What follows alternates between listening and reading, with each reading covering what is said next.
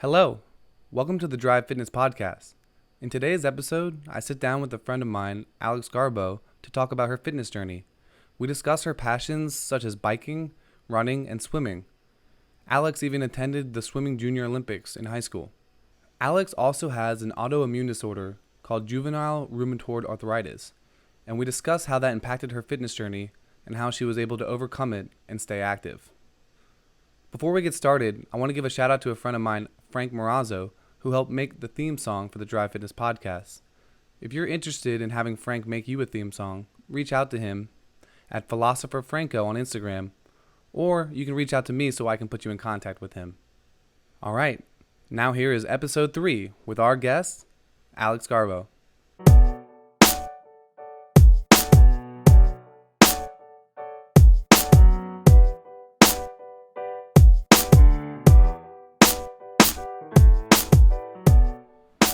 Hello, my name is Tom Driver, and welcome to the third episode of the Drive Fitness Podcast. Today, my guest is Alex Gharbo. Hi, how are you, Alex? Good, how are you? Thanks for having me. I'm good, yeah. Thanks for coming on today. How's the quarantine been treating you? Not great. Oh, yeah, me either. You've been away at your parents, right, for a couple weeks now? Yeah. Luckily, they have a lot of room to work out outside or go for runs. Oh, really? Yeah. That's amazing, yeah. It's been pretty hard to work out here on my end. Had to do a lot of cardio during this time period. Right. Which is one of the reasons I brought you on today, right? Yeah. I do a lot of strength training for those of you who don't know, and I'm trying to learn a lot more about cardio. So I brought Alex on, and we're going to talk a little bit about her fitness journey. Okay. At one point, you mentioned that one of the biggest challenges with you and your fitness journey has been something called JRA. Can you kind of explain what that is for the viewers and how you kind of overcame that struggle with it?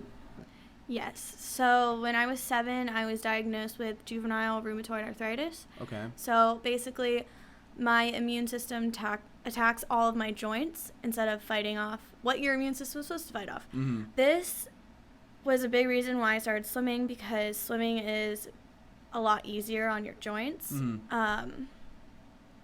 There were a lot of other implications with RA that made being physically active pretty tough. Mm-hmm. When I go through a flare-up, my joints swell with fluid to the point where I can't move them, and I've had both my elbows locked in 90-degree angles before. There was a point I couldn't walk up and down the stairs.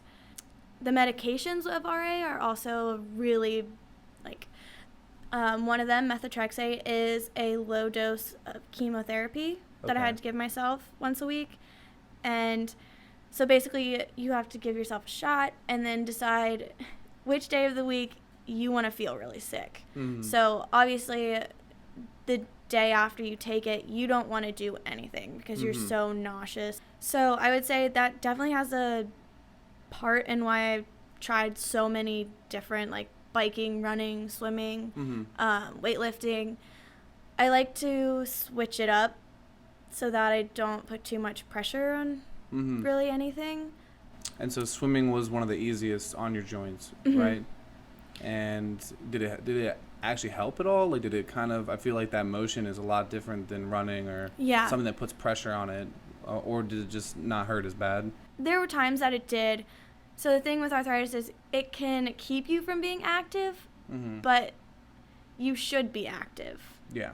So really any movement you can get is going to be better off, but then sometimes you're incapacitated and you can't. Okay. But yeah, swimming, because I remember trying soccer, gymnastics, whatever, I just physically couldn't do it. You're supposed to grow out of RA. And when you're a teenager, but I'm 25 now. Has it gotten better over time? I still have to take care of myself and be really diligent about even like mental health, because when I get really stressed, when I started my first semester of grad school, I just had a shutdown, and I had my first big flare up in like probably 10 years. Okay. That impacted working out because it was the last on the list to do. But in general, since you were a kid, it's gotten a little bit better, and that's allowed you to do things more like running and stuff. Right. But it's still something you struggle with, and it's probably, is that one of the reasons you don't play like contact sports, right? Is that more dangerous? 'Cause yeah, I'm also just not that competitive. Okay. Well, I guess that works out a little bit Yeah, then. I'm competitive with myself, but really not in any other way. Okay, well, thanks for sharing that. That seems like a challenging journey it's been, and I'm glad that you were able to stay, fitness focused for most of your life. I'm sure a lot of people would not be able to face that challenge, right? And get to that competitive level of swimming. Yeah. So, that's pretty inspirational on its own. You seem like you're getting pretty competitive with the swimming, right? I think you told me so Junior Olympics or something like that? JO's is in Florida, Orlando, Florida, and it's every year, and you have to qualify for it. It's pretty competitive, and you have to make, if I remember correctly, you have to make like 4 times in different events to even be able to go. What was it like training for that kind of high-level competitive swimming event? Really hard. Like how many days a week? When I got a little bit older, we would do 2-a-days some days. So 2 days a week, we would wake up at 4 a.m., do weightlifting. Gosh. Yeah. And then we would go to school, and then after school, we would do we would swim for like 3 hours, and then we would do like a dry land circuit. The only days we didn't practice were Sundays. Okay. So what kind of weight training do they have you do to prepare for a swimming event? It really depends on where you are in the season. Okay. So if you have, like, later in the season when you have a big event, you don't want to be doing that too much. Like, we would taper. So we would wear resistance clothing. Like, we would put leggings on underneath our swimsuits and swim with that. Wow. But we would do a lot less so that when you get to your competition, you just glide. Okay. Because you're used to working even harder. Okay. Yeah. So that's something you would do, like, in the pool, right? Yeah. But then outside the pool, what kind of trainings did they have you do? Yeah. In the mornings was a lot of weightlifting. We would do, like, circuit training. Okay. Not too heavy of weight. I don't, like, if you've ever seen swimmers' bodies, they're pretty lean. They're not. Yeah, I actually didn't know that swimmers did too much weightlifting outside of just swimming. I thought that would be enough, Yeah, no. training. No, not at all, I guess. They didn't make you, like, lift weights until you were at a certain level, though, I assume, right? Yeah, you can't really force middle schoolers to lift a ton of weights. That's true. I guess you could, but I don't know. Okay. I don't know what it's like anymore. Maybe they've gotten to that point. Yeah, man, I hope not. But I can imagine, man, some of these Northern Virginia parents are pretty serious about their sports. Yeah, they are. So what was your best stroke then? Breaststroke. Breaststroke. That's my favorite one, too. Yeah. But I can't even barely do a butterfly, so, Yeah. It's almost my best stroke by default, but... I wasn't much of a butterflyer either. Yeah, that's hard, man. You got to get your whole upper body out of the water. Yeah. So that's when strength training would come in. Mm-hmm. So then at a certain point you had to have knee surgery, right? Yes, that was in high school. Okay. Yeah, you were telling me about that the other day. What happened with your knees? I had just overused them too much, and the ligaments in it, the meniscus were torn in both of them. The ligaments just wore down after years of swimming? Mm-hmm. What was the recovery time like on that? I got both knees done, but it wasn't like an ACL tear or anything like that. It sounds weird because I just got some of the ligaments shaved and brought back because they were so torn, but swimming never really felt the same. It didn't feel right to do breaststroke anymore, which kicking is a huge part of breaststroke. I would say it took me about a month, but then I just kept working at it, and then I eventually lost interest because I wasn't performing how I wanted to. Yeah. I hit the same wall with soccer at a certain point. Yeah. Once you get up to like this high level of competitiveness, now when I play pickup soccer, it's like I enjoy it, but I'm like, wow, I used to be playing kind of some D1 type of games, and now it just feels different, right? It does, yeah. It's I took a break and I was like, wow. Yeah. That was hard. I don't think I want to keep doing it. I feel you. You got really into running, right? Did that kind of start before your knee surgery, or was this your new endeavor afterwards? So I actually went through this thing when I quit swimming where I refused to work out at all. Okay. I was so over it. I didn't want to do it anymore. Yeah, you burnt out. Yeah. Yeah. So I started working out again. I was living with my best friend, and she was a Mason cheerleader. And we got really into fitness together because we both were kind of burnt out and didn't really want to do anything. So we started doing partner workouts together. Okay.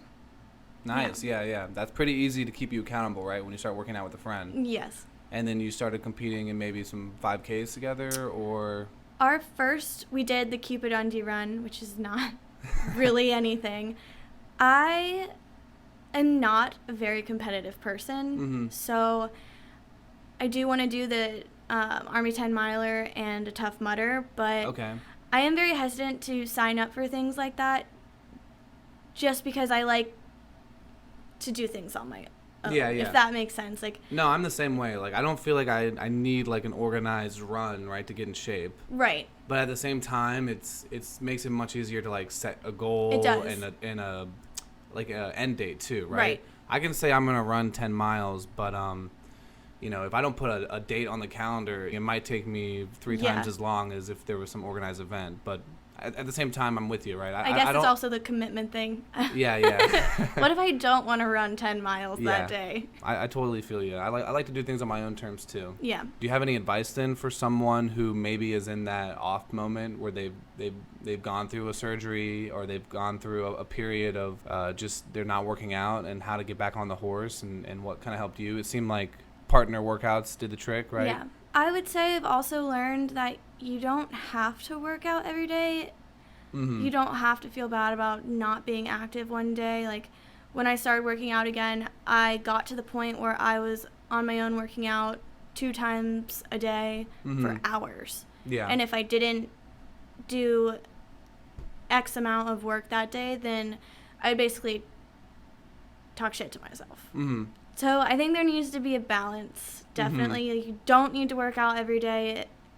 Just focus on being healthy. Don't focus on trying to get a certain body image. Or it's healthy to have goals like running 10 miles, but it's not healthy to be like, I need to burn this many calories, because that's how you're going to burn yourself out. If you're just doing it for the wrong reasons.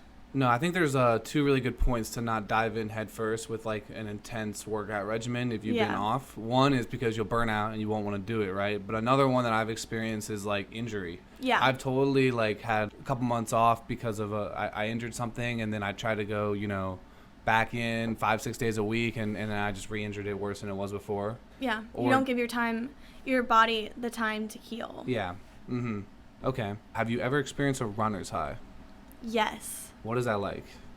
I remember the first time I got a runner's high, and I had never known like that was an actual thing. I just thought people were crazy. Yeah, me too. Because I really used to hate running, and now I love it. But it goes from being really tough when you're running, and then suddenly you're just, okay.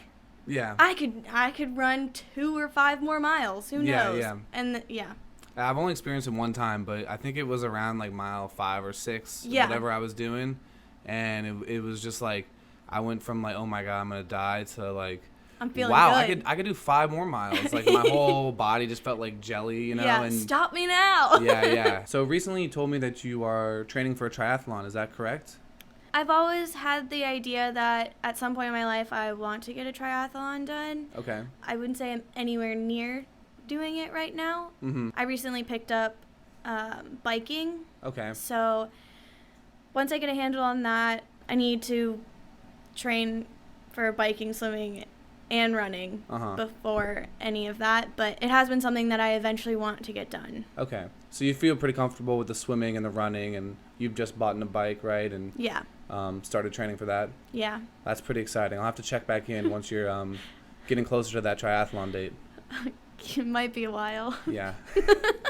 No pressure. So things like swimming and running and biking, do you think that there's any like big technological improvements that we can make in the next couple decades that'll make those activities much more exciting? From someone who used to spend hours underwater swimming, you're just in your head the whole time. You have nothing to do but think, which can be really nice, but I remember we would have practice sometimes the same time as synchronized swimmers, and they would play music underwater. It wasn't the best music, but at least it was something. Yeah. So I think, like, I don't know how it would fit under a cap or whatever, but So you think some sort of water-resistant yeah. headphones? Yeah. Or would they play like water throughout the pool, like so everyone could hear it? Yes. It was like That's underwater crazy. speakers. Whoa. I can't even imagine how loud they would be if it was out of water. Did it sound like? Have you heard it? Has it sound completely different, or is I haven't heard it out of water. No. Okay. Yeah. That's cool. The whole team could be kind of swimming to the same kind of beat, you know? Yeah. Mm. I liked those days the most. Okay, when the synchronized swimmers were nearby. Yeah. Yeah. So you had something else to do, but think. Yeah. No, I feel like we definitely could invent some sort of water-resistant headphones. Yeah. Obviously, I don't think you should use them when you compete, you know? Oh, no. It might be a little distracting. But yeah, I mean, if you're practicing, 6 days a week, just in silence. Yeah. Wait, a random side question. Do you think that was kind of meditational? I remember when I first get in the pool, it would be really nice, like a little bit of time without anybody else talking to me or anything. But then, like hours go by and all you have to do is like maybe think about how you had a bad day. Yeah. So like a little bit of time, yes, meditational, but after that, then you're stuck with your own thoughts. So I wonder if we could build some sort of like augmented reality goggles that you wear and it projects some sort of like TV show or something. Does that sound dangerous or do you think it would work out? It might be a little dangerous. If you're like swimming and like you're watching The Office on the bottom of the pool as you go by. Yeah. Well, no, yeah. Would that graphics or something at the bottom of the pool? I don't know. Yeah, okay, so some sort of like visualizer that's just like not boring. Yeah, it's just not a black line. Okay. I don't know. Anything else you want to add just about kind of your fitness journey or technology? I hope that gym's open soon. Me too. Let's get those gyms open soon. And yeah, thank you so much for being on. I really appreciated it. Thank you. Yep. Have a great day.